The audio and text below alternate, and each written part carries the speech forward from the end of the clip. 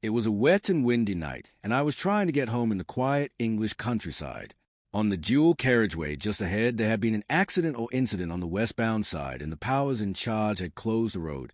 All the traffic headed that way would just turn round and had to find their own way around the closure, no diversion signs to point the way.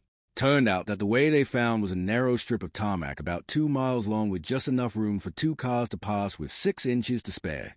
Since most had never had to use this little road before, they did not know what they were facing as they approached cars heading towards the most lost their nerve and drove their nice shiny electric milk floats onto the soft grassy verge, spraying mud and stones all across the road, turning it into a nasty quagmire.